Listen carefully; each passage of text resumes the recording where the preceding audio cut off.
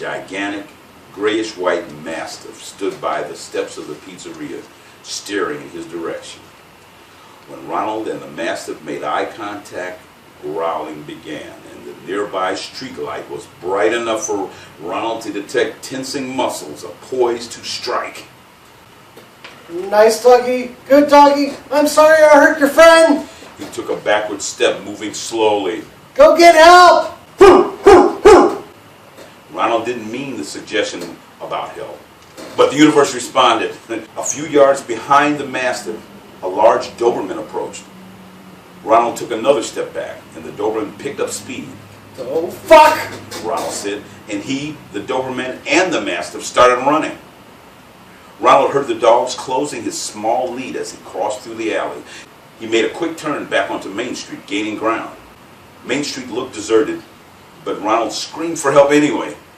Running, he glanced over his shoulder. New panic flared when he realized that a third dog, a mid-sized terrier, had joined the chase. His pursuers had officially become a pack of wild dogs. Ronald turned on another corner, darted through another alley, and ran down another street, passing a post office, a bank, and a vacant lot. The dogs lost ground when he made the quick turns, but they were still after him, and the straight path down the alley was allowing them to gain.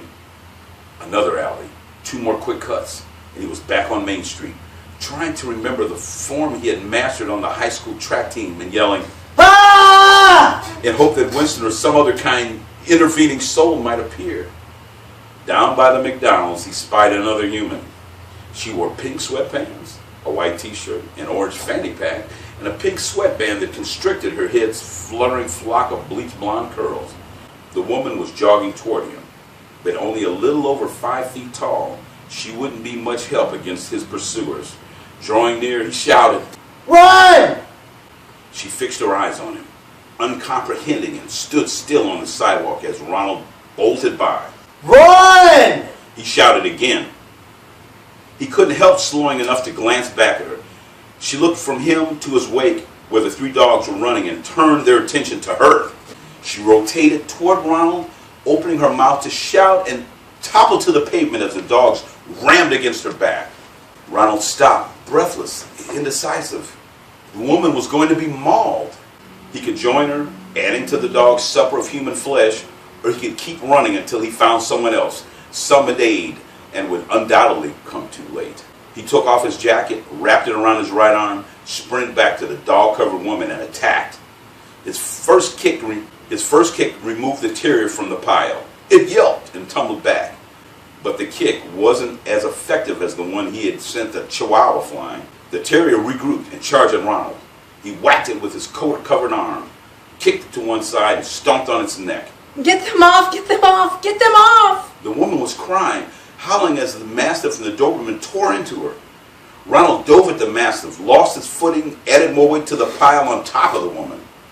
Struggling to lock the mastiff's head on the crook of his left arm, he saw the woman's blood-smeared face, one eye closed, the other wide in terror.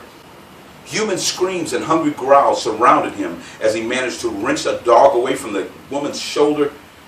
Ronald rolled on his back, taking the mastiff with him, but his arm wasn't strong enough to immobilize the beast.